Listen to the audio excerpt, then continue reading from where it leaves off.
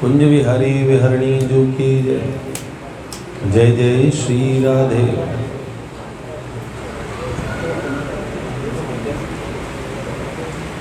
कोई ऐसे हैं जो पहली बार आए हैं? आए थे।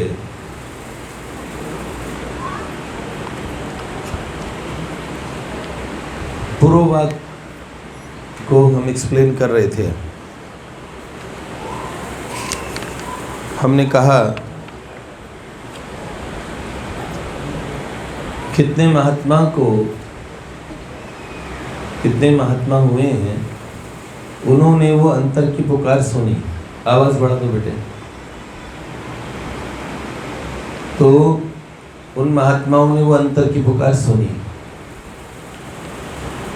जिस दिन हम सुन लेंगे उस दिन महात्मानस्तु माम पार्थ देवीं प्रकृतिम आश्रितः भजन्त्य अनन्य मनसो ज्ञात्वा भूतादिम अव्ययम्। अनन्य मन से भगवान का भजन प्रारंभ हो जाएगा। भीतर की आवाज हमको सुननी होती है। उस समय हमें समझ में आएगा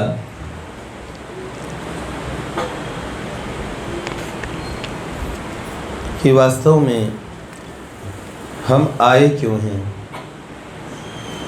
उषा दीदी और सभी संतों ने वो बात समझ ली, पूरी तरह से समझी, उस आवाज को पूरा सुना, फिर पूरे प्रभु को पाया। उस दिन हमने कहा था वह पूर्ण प्रभु यह पूर्ण जगत उठ पूर्ण से पूर्ण यहीं पड़ता। भगवान भी पूर्ण है। जगदेव हरि हरिरेव जगत हर तो जग तो नहीं भिन्न तनु। हम कहते हैं भगवान का दिव्य आध्यात्मिक लोक, भगवान का दिव्य चिन्मय धाम, वैकुंठ साकेत इत्यादि लोक, वहाँ पत्ते पत्ते में के स्वरूप में भगवान स्वयं है। सही कहें तो ये भौतिक जगत भी उन्हीं प्रभु का स्वरूप है। भौतिक स्वरूप दिखता है। आज के आधुनिक विज्ञान ने तोड़ तोड़ के पता लगाया कि किस तरह एटम में, मॉलिक्यूल्स में एक भीतर में एक नाभिक होता है, न्यूक्लियस कहते हैं उसे। और कभी कभार तो कहते थे it can never be just divided. इसको आगे हाँ ऐसे ही ना, इसको आगे तोड़ नहीं सकते। तोड़ दिया उसको भी। तो विज्ञान कहता है कि सेकंड के 10,000वें हिस्से में उन्होंने गॉड पार्टिकल देखा, जिससे ये संसार बना है। गॉड पार्टिकल, भगवान का अंश। हम तो बहुत पहले ही कहते थे, लेकिन वो ऐसा नहीं है, एटम जैसा नहीं है। उनका एक शक्ति है। हाँ? हमारे यहाँ बहुत पहले ही कहते थे। तो जगत भी पूर्ण है, भगवान भी पूर्ण है, क्योंकि जगदेव हरि हरिदेव जगत हरि तो जगतो नहीं भिन्न तनु। हमारे यहाँ शास्त्रों में भगवान का पहला अवतार कौन सा कहा गया बताऊं? जगत। कौन सा? जगत। ये जो संसार, ये कॉस्मिक सिस्टम पूरा दिखता है ना, भगवान मानिए इसे, ये भगवान ही है। जिसे आप नेचर कहते हैं, ये तो नेचुरल है। बाल उगना नेचुरल है, पर आपकी सींग उगने लगे इट्स नॉट नेचुरल। ऐसे बोलेंगे, क्या कहेंगे? हाँ? अगर आपकी एक सींग और नाक पे निकल आए तो कहेंगे नहीं ये नेचुरल नहीं है। और गैंडे के तो होता है, क्योंकि ये भी नेचुरल है। सृष्टि का सिस्टम भगवान ने बनाया है, बड़ा कॉम्प्लेक्स है। सर नील्स बोर हुआ, बहुत बड़े साइंटिस्ट हुआ करते थे, नील्स बोर। उन्होंने कहा मैं ईश्वर की बनाई इस सृष्टि को देख के, इस कॉम्प्लेक्स सिस्टम को देख के प्रभु का दीवाना हो गया। मैंने मान लिया कुछ नहीं है, विज्ञान बहुत नन्हा और बोना है। सर आइंस्टीन कहते थे हमें बहुत से ऐसे सिद्धांत हैं भगवत विषय, जब विज्ञान बहुत परिपक्व हो जाएगा तब हम समझ पाएंगे कदाचित। न्यूटन कहा करते थे कि ज्ञान का समंदर पास बहता था, मैं कंकर पत्थर गिनता रह गया किनारे पे। लॉ ऑफ ग्रेविटी, सेब नीचे क्यों गिरा, बस ये पता करके। तो भैया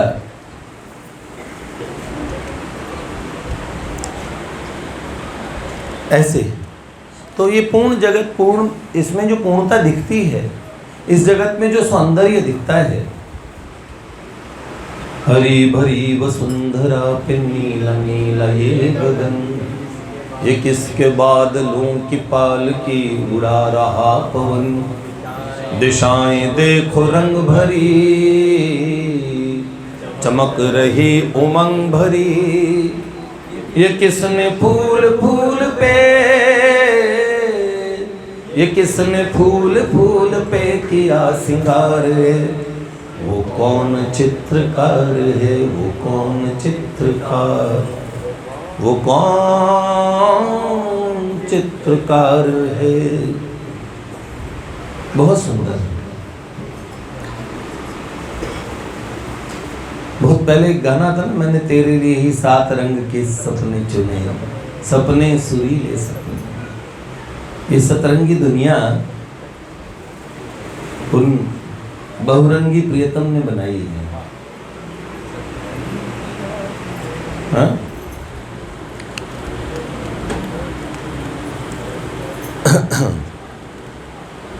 इस तरीके से देखो,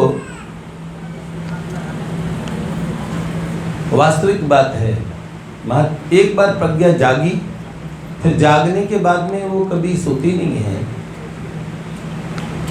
मृत्यु की महाविभीषिका जब आती है तब भी ध्यान उधर ही रहता है। बाबा सूर जब जाने लगे तो विठलनाथ गोसाई जी आए, उन्होंने कहा सूरदास जी, सब वैष्णवों को खबर कर दी, पुष्टि मार्ग का जहाज जा रहा है, तो आओ, जिन्होंने 1.25 लाख पदों की रचना की सूर सागर के, आओ उन सूरदास जी के दर्शन कर लो। महाभाग सूरदास जी आज निकुंज लीला में, और आज हमारा पुष्टि मार्ग का जहाज जा रहा है। तो सूर बाबा से पूछा, सूरदास जी कहाँ वृत्ति है? तो सूरदास जी बोले, जय जय, खंजन नैन सुरंग रसमाते, मेरा ध्यान तो वहां पे है। कहाँ पे? प्रियालाल जी के अभिसार की लीला पे। अतिशय चारु चपल अनियारे, अतिशय चारु चपल अनियारे, पल पिंजरा न समाते, पल पिंजरा न समाते, खंजन नैन सुरंग रसमाते। कुंभन दास जी जब जा रहे थे, उनसे पूछा अंत में, बाबा सूर तो उन्होंने अपनी कमर, सर और ये वाला हिस्सा ब्रजभूमि पे लगा दिया, और जाते हुए कहा कि कभी ब्रजभूमि को पीठ नहीं दी, जाते हुए क्यों दूंगा।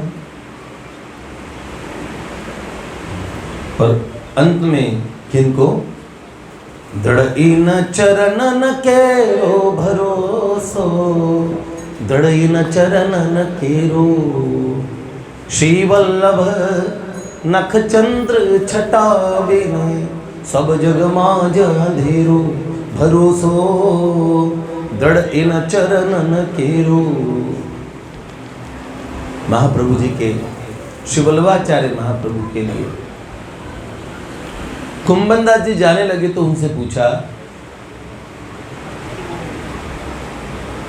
कुंभना इस समय वृत्ति कहाँ पे है? तो मरण शैया पे बाबा कुंभन दास जी, ठाकुर जी सखा थे उनके, रोज ठाकुर जी खेला करते थे बुढ़ापे में भी। लगभग 128 साल तक सत्संग जी, 126।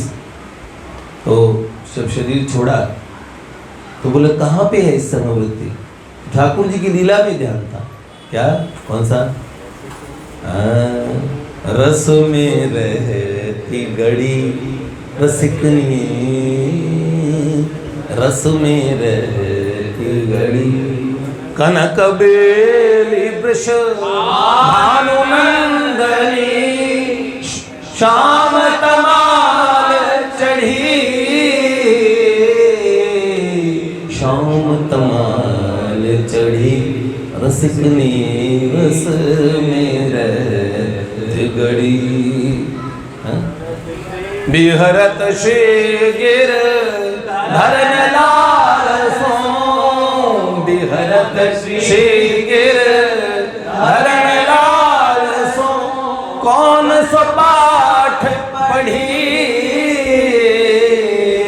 कौन सो पाठ पढ़ी, कुंभन दास प्रभु गोवर्धन धर, रति रस के बड़ी, रति रस के भी बड़ी, रसिकनी रस में रहते। ये जानते हो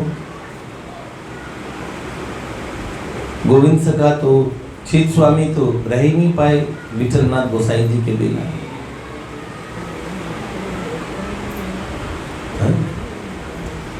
प्रीत ही से पये प्रियतम, प्रीत ही ते पये, प्रियतम तो प्रीति से मिले। नंददास जी जाने लगे, उनसे पूछा नंददास जी कहाँ हो? तो नंददास जी ने क्या कहा? देखो देखो री नागर नट नृतत के कालिंदी तट, और गोपिन के मध्य राजे मुकुट लटकरी, और काछिन किंकिन छवि पीतांबर की चटक, और कुंडल किरण रवि रथ की अटकरी। ये कुंडलों की किरणें है ना, इसने सूर्य का रथ रोक लिया है। देखो देखो मेरे ठाकुर नृत्य कर रहे हैं। कहाँ? कालिंदी जमुना के तट पे। देखो देखो री नागर नट नृतत कालिंदी तट, ओ गोपिन के रज गोपिन के मध्य राजे मुकुट लटकरी, और काछिनी किंकिनी छवि पीतांबर की चटक, और कुंडल किरण रवि रथ की अटकरी। तत थई सबद सकल घट, उरप तीरप गति पग की पटकरी, और रासु में श्री राधे राधे मुरली में एक रट, और नंददास गावे तहाँ निपट निकटरी। वहाँ नंददास बैठ के गा रहे हैं इस समय, नंददास गावे तहाँ निपट निकटरी। इन लोगों ने ये बताया, पूजा कमल दीदी भी उदाहरण लेती है श्री रघुनाथाचार्य जी महाराज का। गुरु पूर्णिमा के दिन उन्होंने शरीर छोड़ा, ऐसे ही कथा कह रहे थे। दीदी कहती है पूजा कमल माँ ने बताया, ऐसा दमदमाता हुआ मुखार बिंद उनका, और भगवान के नाम में ऐसी प्रीति थी जिनको भगवान रंगनाथ ने खुद भाई जी के कार्यक्रम में भेजा था, वही रघुनाथाचार्य जी महाराज।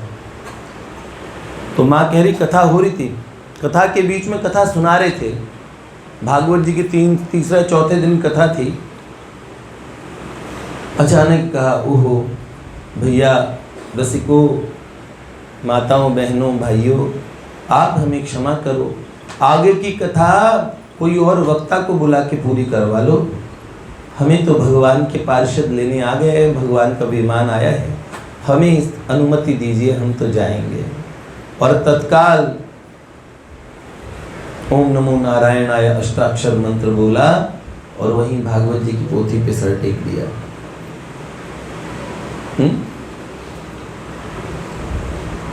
बहुत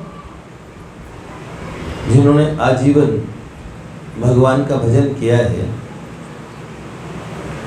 कुछ दुर्लभ नहीं है। तो अंत काल में वृत्ति ऐसी हो जाती है। एक बार वृत्ति महापुरुषों की स्वयं की वृत्ति तो ऐसी होती है। आपकी जब किसी महापुरुष से अंतर की प्रीति हो जाएगी ना, तो आप देखेंगे भगवान और महापुरुष वस्तुतः दो है नहीं। भीतर में जब उनसे तार जुड़ जाएंगे, किसी महापुरुष को कहना भी नहीं पड़ेगा हमारे लिए कर दीजिए, अमुक सब चीजें। बहुत वो संबंध सिर्फ प्रेम के लिए होता है, भीतरी प्रेम भीतर में जाग जाता है।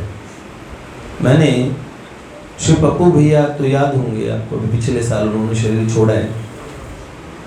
उनको विश्व की बड़ी अनोखी बीमारी हुई, जो करोड़ों लोगों में शायद किसी एक दो को होती है। तो बेड पे लेटे लेटे उनकी सारी हड्डियां टूट रही थी, एक एक करके। गर्दन की टूट चुकी थी, कमर की टूट चुकी थी महीनों से।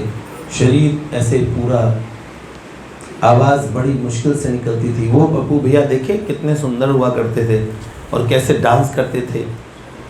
भरी जवानी में उनको ये रोग हुआ। 1-2 साल में वो बूढ़े हो गए, जवान से एकदम बूढ़े, इतने बूढ़े कि चल भी नहीं पाते थे।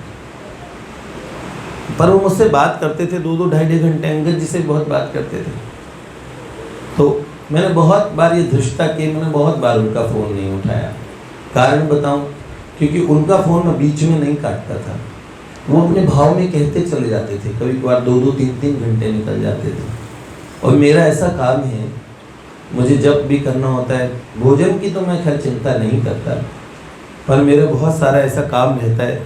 तो मैं सोचता था आज इस समय फ़ोन आया, अब मैं उठा लूँ तो आराम से मैं 2 बजे तक बात कर लूँगा, अगर ये 2-3 घंटे अपने मन के पूरी कहेंगे भी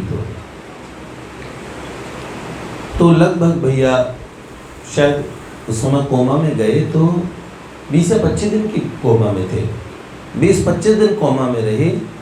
तो वहाँ पे उनको पद रत्नाकर पूरी याद थी, हर बात पदों से उधार।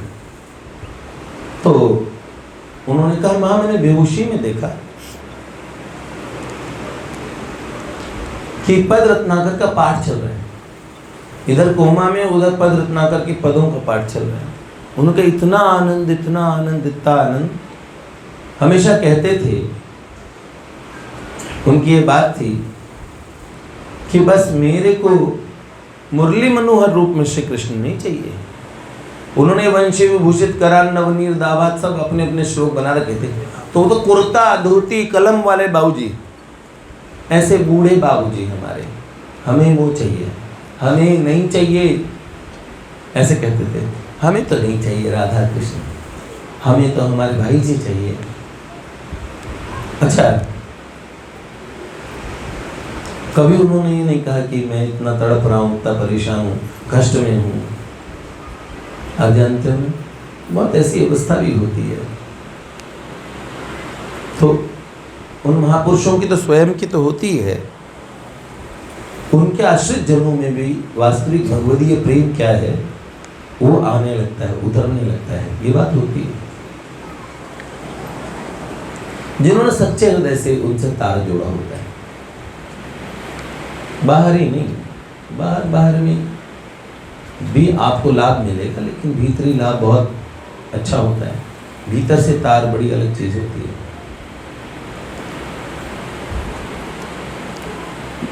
आप जानते हैं महाप्रभु चैतन्य देव ने जब शरीर छोड़ा, जैसे ही कहा हा प्राणनाथ, भगवान जगन्नाथ नील माधव के सामने महाप्रभु जी हमेशा गरुड़ स्तंभ के पीछे से दर्शन करते थे। श्रित कमला कुच मंडला धृत कुंडलये धृत कुंडलये कलित ललित वनमाल जय जय देव हरे। कलित ललित वनमाल जय जय देव हरे। दिनमणि मंडल मंडना भवखंडन भवखंडन हे मुनिजन मा मानस हंस जय जय देव हरि। मुनि जन मानस हंस जय जय। ऐसे वहाँ भगवान श्याम सुंदर, उनके लिए जगन्नाथ भगवान वो अपने नील माधव स्वरूप में रहते थे। तो श्री जगन्नाथ महाप्रभु को चैतन्य महाप्रभु छुप छुप के देख रहे हैं। उस दिन पहली बार गरुड़ स्तंभ को पार करके महाप्रभु जी सामने आ गए और जैसे बोला हा प्राणनाथ, तो जो सेवायत पुजारी थे उन्होंने विलक्षण दृश्य देखा। अचानक महाप्रभु भगवान में से एक सुंदर प्रकाश पुंज निकला। चैतन्य महाप्रभु उस प्रकाश पुंज में समाते चले गए, खींचते हुए विलीन हो गए इसी शरीर से। उनका शरीर तो चिन्ह नहीं था। महाप्रभु किनमें? जगन्नाथ जी में। जैसे ही भगवान जगन्नाथ जी में समाये महाप्रभु, ये खबर पता लगी कि महाप्रभु गए, ये सुनना था कि स्वरूप दामोदर जी तत्काल प्राणहीनों के जमीन पे गिर गए। बहुत से उनके प्रेमी परकरों के यहाँ पे ब्रह्मरंध्र का एकदम भटाक से आवाज आई और जैसे धमाका होता है इस तरह ब्रह्मरंध्र मस्तिष्क फट गया। बहुत सारे अपने खोल और मृदंगों के साथ समुद्र में लीन हो गए। महाप्रभु जी के पीछे जो उनका आदेश था उसे पालन करने के लिए जो रहे, आज तक भी नरोत्तम दास ठाकुर का ये क्रंदन सबको याद है। वो जीवन भर रोते रहे। क्या है चैतन्य? गाओ, इधर आओ। रामकृष्ण प्रभु बड़ा सुंदर कराते हैं। श्री कृष्ण चैतन्य प्रभु, श्री कृष्ण चैतन्य प्रभु दया करो मोरे। श्री कृष्ण चैतन्य प्रभु दया करो मोरे। श्री कृष्ण चैतन्य प्रभु दया करो मोरे।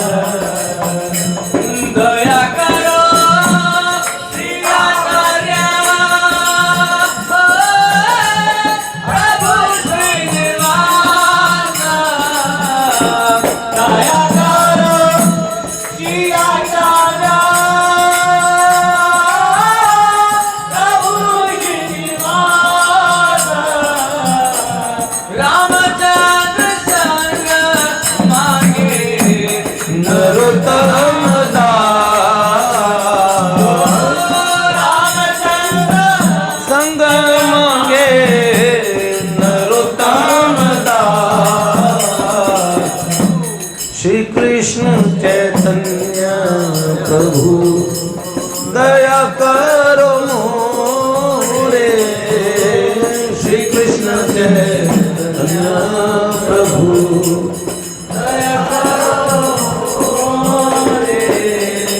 ऐसा ही। हाँ, नरोत्तम दास जी बहुत बाद में हुए थे। हाँ, श्री कृष्ण चैतन्य प्रभु कृपा करो दया करो मोरे, तुम बिन के दयालु जगत संसारे। हाँ, हा हा प्रभु नित्यानंदा प्रेमानंद सुखी, हाँ, कृपावलोकन करो आमी बड़ो दुखी। कृपा करो सीतापति अद्वैत गुसाई, तब कृपा बोले पाए चैतन्य निताई। मुझे उन रामचंद्र का संग चाहिए। रामचंद्र दास थे महाप्रभु जी के परिकर, नरोत्तम दास जी खुद कह रहे हैं। तो विठल विपुल देव जी ने अनन्य रसिक नृपति स्वामी हरिदास जी के जाते ही आंखों पर पट्टी बांध ली कि दिन आँखिन से तब रूप लख्यो, उन आँखियन सो अब देखिए क्या। राधा रानी प्रकट होके कहने लगी आओ दर्शन कर लो। उनके आँख की पट्टी हटवानी थी। उन्होंने बोला जय जय, दर्शन करेंगे, स्वामी जी है क्या पास में? हमें प्रिया प्रियतम चाहिए पर अपने स्वामी जी चाहिए। है? पहले क्या बोलते हैं? कुंज बिहारी श्री हरदास। कुंज बिहारी जी से पहले नॉर्मल श्री हरदास जानते हो ना? श्यामा प्यारी प्यारी कौन सी चाहिए? जय जय श्री हरिदास दुलारी। हमें किशोरी जी चाहिए, हमारे हरिदास जी की प्यारी। ये देखो श्री हरिवंश जी ने जैसे ही सबके बीच में और ठाकुर जी की नित्य लीला में समाये। जूनागढ़ में उनके मंत्री थे, देखो किसी ने सूचना नहीं की, पर इतना भरोसा था। मेरे गुरुदेव गए सीधा उनका अनुकरण, पहुंच गए वहां, शरीर छूट गया। हाँ, बहुत उदाहरण है ऐसे। ऐसे उषा दीदी की एक परिकर, जैसे उषा दीदी के पार्थिव शरीर को जमुना जी में बहाने के लिए ले जा रहे थे, उस समय जींद से, हरियाणा से उनकी एक परिकर थे, उनसे उषा दीदी से इतना प्रेम था। दीदी पश्चिमी उत्तर प्रदेश की थी।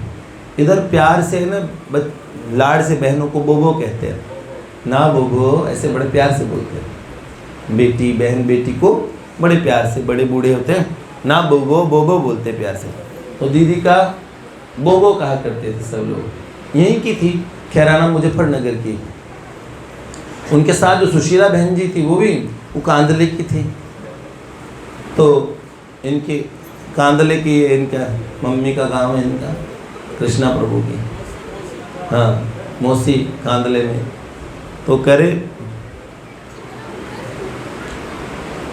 उषा दीदी गई, शरीर छूटा, कांदा नाम की बहन आई और आते ही इन्होंने देखा उषा दीदी के शरीर को बहाने के लिए ले जा रहे थे। सुन लो भाई, मैं बोल रहा हूँ, आपकी कथा अलग चल रही है। अच्छा, इतना बड़ा डिस्कशन इसलिए चला कि जूम पे आवाज नहीं आ रही। जहाँ सस के किनका नाम बता दे?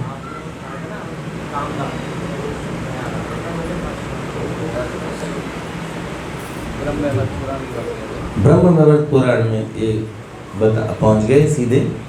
देखो तुम इधर ही इस चरित्र पे हमारे साथ रह लो। आपकी गति बहुत ऊंचे ऊंचे पुराणों में, उपनिषदों में, वेद वेदांगों में, वेदत्रयी में आपकी है।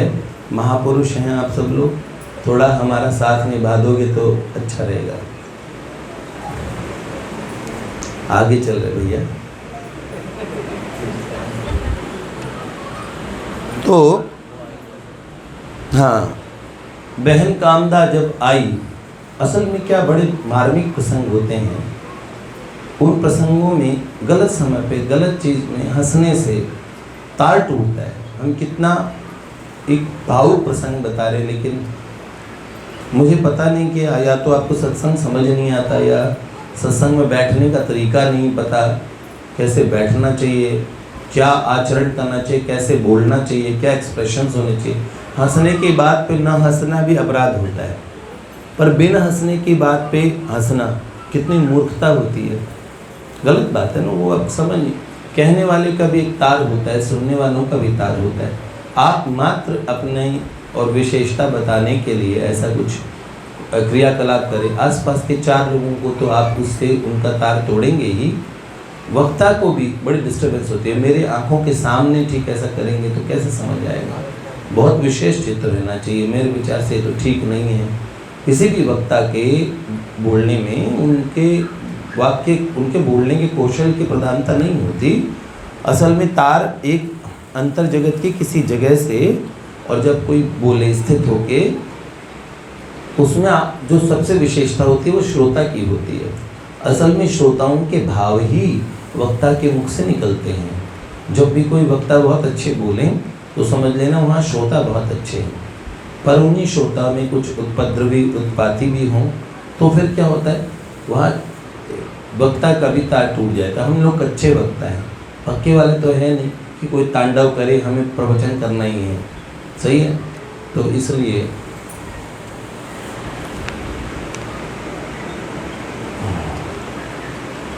आशा करता हूँ,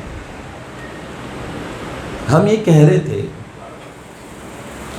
जैसे इन्होंने उन महापुरुषों का अनुगमन किया, तो जो रह जाते हैं जीवित, क्या वो उन महापुरुषों से प्रेम नहीं करते? बाबा बाबूजी से कितना प्रेम करते थे, रहे ना आजीवन, लेकिन उनके व्रत को निभाया, उनके उस कार्य को किया। प्रेम का स्वरूप सदा देखो, जहाँ लक्ष्मण जी की तरह साथ चले जाना प्रेम है, वहीं भरत जी की तरह पीछे रहना भी प्रेम है? सिर धरि आऊं चित असमोरा, सिर बल जाऊं उचित असमोरा, सिर बल जाऊं उचित असमोरा, सब ते सेवक धर्म कठोरा, सब ते सेवक धर्म कठोरा। लेकिन कई लोगों से नहीं सरती। सेठ जी ने जैसे ये पूछा, मेरे जाने के बाद आप लोग क्या करेंगे? स्वामी जी से पूछा, भाई मेरा प्रश्न है, बारी बारी से बताओ, मैं चला जाऊंगा, आप लोग क्या क्या करने वाले हैं? घनश्याम दास जी जालान सेठ जी छोटी आयु के थे। तुरंत सेठ जी से कहा, सेठ जी ये प्रश्न उन लोगों से पूछिए जो आपके जाने के बाद रहने वाले हैं, मैं तो नहीं रहूंगा। भगवान श्री कृष्ण ने एक दिन अर्जुन से पूछा, अर्जुन ने भगवान श्याम सुंदर से पूछा, हे मधुसूदन केशव, अगर मुझे कर्ण मार डाले तो? भगवान ने कहा कुछ नहीं होगा ऐसा। तो उन्होंने बोला नहीं नहीं सोचो, एक बार मार दे मुझे, क्या करोगे? भगवान ने कहा नहीं हो सकता पार्थी। उन्होंने कहा फिर भी एक बार सोचो, अगर मार दे तो? भगवान ने कहा देखो, जहां से ये सब कर्म और प्रारब्ध लिखे जाते हैं, वो जो लिखने वाले हैं, मैं कुछ चाहूं और उससे अन्यथा लिख दे, ऐसा नहीं होगा, ठीक है? ऐसा कुछ नहीं होगा पार्थ। अच्छा चलिए इसे ऐसा मान लो, कल्पना का विषय मान लो, कल्पना में और मैं मारा जाऊं, ऐसा मान लो, मार दिया कर्ण ने मुझे, क्या करोगे? भगवान ने कहा सूर्य शीतल हो जाए, चंद्रमा आग बरसाने लगे, समुद्र जलहीन हो जाए, हैं? सारे ग्रह नक्षत्र, वृषालिका मंडल, तारे सितारे, पृथ्वी, हाँ, ये सब अपने धर्म का त्याग कर दे। ऐसा कभी हो नहीं सकता, पर अगर हो गया तो मैं महाकाल स्वरूप में प्रकट होके इस समस्त सृष्टि को ध्वंस कर दूंगा। भीष्म सहित सब मेरे हाथों से मारे जाएंगे और पार्थ, मैं उस सृष्टि को नहीं रखूंगा जिसमें पार्थ ना हो। एक बात। और दूसरी बात, इस कृष्ण की बात याद रखना, मुझे उस संसार में नहीं रहना जहाँ मेरा पार्थ ना हो, इसलिए याद रखना कृष्ण पहले जाएगा, पार्थ नहीं। क्योंकि मैं एक क्षण भी वो नहीं देख सकता जिसमें पार्थ चला गया, ये मैं अपने कानों से सुनूं, इसलिए कृष्ण ही पहले जाएंगे। और ये बात निभाई भी, ये बात पूरी भी की। तो ऐसा भी होता है, सब अलग अलग किस्म के प्रेमी होते हैं। निषाद राज गुह्य राम जी के जाते ही इतना रोए, रोते रोते खून की जगह, आंसू की जगह खून निकलने लगा और नेत्र ज्योति ही चली गई। उन्होंने देखना ही मत, उन्होंने कहा मुझे कुछ देखना ही नहीं, मेरे प्रीतम राघवेंद्र के अलावा मुझे कुछ देखना नहीं है। भगवान ने आके नेत्र ज्योति वापस दी। उन्होंने बोला उन नेत्रों को मैं रख के क्या करूँगा। ऐसे ये कामदा बहन थी, ये जब आई और उषा दीदी के शरीर को प्रवाहित कर रहे थे, उस समय दौड़ के आके उन्होंने कहा, बोबो, और तुम मुझे छोड़ के क्यों चली गई, मुझे साथ ले जाती, मैं तेरे बिना नहीं रह सकती, तेरे बिना नहीं रह सकती। ऐसे कह के वो उषा दीदी से चिपट के गले मिली और वहीं प्राणहीन होके वहीं प्राण छूट गए, इतने सब लोगों के बीच में। तो सब संतों ने, रसिकों ने कहा, जैसा स्वरूप दामोदर जी और इनकी घटना में हुआ, रसिकों के जीवन काल में ऐसी घटना अतिवाद नहीं है, ये होता ही है। इतना भीतरी प्रेम या तो भगवान से ही हो सकता है या महापुरुषों से ही हो सकता है। लौकिक जागतिक धरातल पे स्वार्थ की प्रमुखता होने से प्रेम क्षीण हो जाता है। और हेतु रहित जग जुग उपकारी, तुम तुम्हारे सेवक असुरारी। लाडली लाल की